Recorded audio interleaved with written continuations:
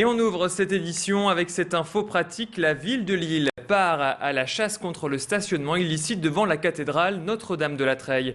Tous les soirs, surtout en fin de semaine, de nombreux véhicules sont garés sur le parvis et bloquent parfois l'accès aux pompiers. Pourtant, le stationnement y est interdit, comme vous le voyez sur ces images. La municipalité va donc renforcer ses contrôles et multiplier les procès-verbaux. Et de nouveaux plots ont même été installés pour empêcher la circulation. Je vous propose d'écouter Roger Vico, adjoint à la sécurité à la ville de Lille. Il s'exprime au micro de notre reporter Élodie Bernachon. Nous avons renforcé la signalisation sur l'interdiction de stationner et nous avons verbalisé. Alors je le regrette, c'est-à-dire que nous avons été obligés de réprimer, mais à un moment donné, dans ce domaine-là comme dans d'autres, la responsabilité individuelle, il faut peut-être la titiller un peu. Reconnaissez qu'il est dommage d'en arriver à ça et d'en arriver à une espèce de jeu du chat et de la souris avec des citoyens qui finalement ne souhaitent pas respecter les règles qui s'appliquent à tous. Retour sur ce fait divers ce week-end. 8 véhicules détruits par les flammes à Ronchin. Samedi vers 22 h, un incendie s'est déclaré dans une agence de location Avis, située avenue Jean Jaurès. 7 camionnettes, une voiture et un bureau ont été détruits par les flammes. Les pompiers ont déployé 4 lances pour venir à bout du sinistre qui a touché également les murs de maisons adjacentes. L'origine n'est pas encore connue, mais les enquêteurs pencheraient vers la piste criminelle. Je vous propose d'écouter le témoignage de ce riverain recueilli par notre reporter Tanguy Lécluse. Nous avons entendu des déflagrations. Nous pensions dans un premier temps qu'il s'agissait de jets de pétards ou de feux d'artifice, c'est-à-dire d'enfants ou d'adolescents qui jouaient. Et comme nous sommes juste en face de l'agence Avis, ancienne station-service, nous sommes vite aperçus qu'il ne s'agissait pas de tout ça, mais de camions qui s'embrasaient, qui explosaient les uns après les autres. Allez, on place à la météo maintenant avec l'hiver qui s'installe durablement dans la métropole. Vous l'avez sûrement remarqué, cette semaine, les températures seront dignes d'un mois de janvier. Cet après-midi, par exemple, on attend en moyenne moins 1 degré. Mais le froid va s'intensifier dès demain avec des températures négatives toute la journée. Dans ce contexte difficile, la préfecture a déclenché le niveau 2 du plan grand froid. 150 places d'hébergement d'urgence ont été débloquées en supplément. Et les associations, elles, multiplient leurs maraudes. C'est le cas des Restos du Cœur. Tous les soirs à partir de 20 h, Sabine et André, 2 bénévoles, arpentent les rues de Lille à la recherche de sans-abri. Distribution d'une soupe chaude, d'un café, de sandwich, mais aussi de couvertures et de vêtements pour ceux qui n'ont pas de solution d'hébergement. Bref, un peu de chaleur humaine au beau milieu de cet hiver précoce. Écoutez ces témoignages de personnes sans abri recueillis par notre journaliste Élodie Bernachon.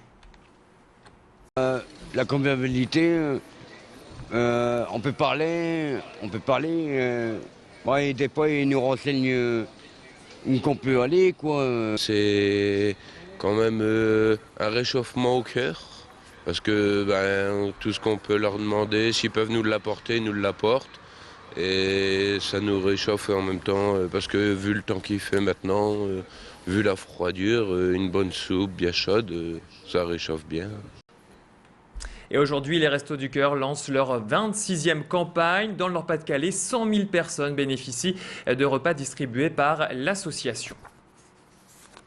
Et week-end placé sous le signe de la solidarité puisque la Banque alimentaire a organisé sa grande collecte. Pendant 3 jours, 3000 bénévoles se sont mobilisés sur le terrain pour récolter un maximum de denrées non périssables dans le département du Nord.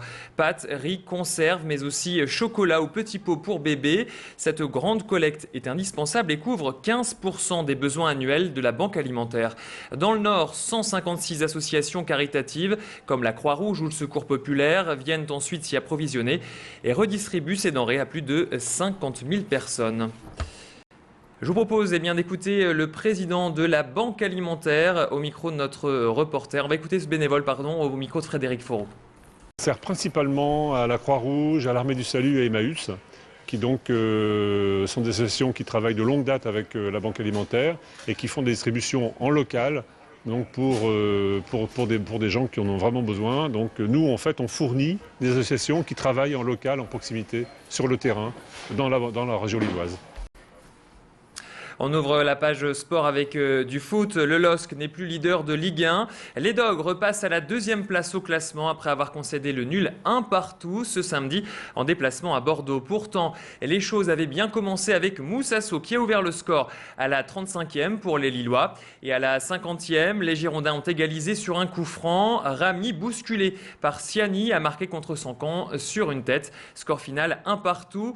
Au classement, je vous le disais, le LOSC reste à égalité avec l'Olympique de Marseille, mais prend la 2e place à cause du nombre de buts. Les Dogs ont rendez-vous mercredi en Europa League. Ils se déplaceront au Portugal en match retour. Coup d'envoi à 21h05. Et sport toujours, cette défaite à domicile pour les joueuses de l'ESBVA. Les Villeneuvois se sont inclinés 54-64 face à Bourges.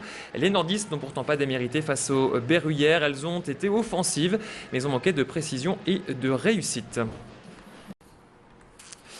Et on termine ce flash avec cette question. Les équations et les problèmes de géométrie ne sont pas votre tasse de thé. Le Forum des sciences vous proposait ce week-end la fête des maths. L'occasion pour certains de se réconcilier avec cette matière de manière ludique. Au programme des jeux, des enquêtes à résoudre ou encore des ateliers. Bref, une manière ludique d'aborder les mathématiques pour toute la famille. Alors, qu'en ont pensé les visiteurs? On écoute ces réactions recueillies par Damien Pétain sur place. Je trouve ça intéressant que ça porte à la réflexion, tout en s'amusant. De manière ludique, découvrir des jeux mathématiques, des énigmes, voir ça de façon ludique. Toute occasion de découvrir les maths, c'est très bien. Voilà, c'est la fin de cette édition. Merci de l'avoir suivi. À suivre dans une poignée de secondes la météo de la semaine. Restez avec nous.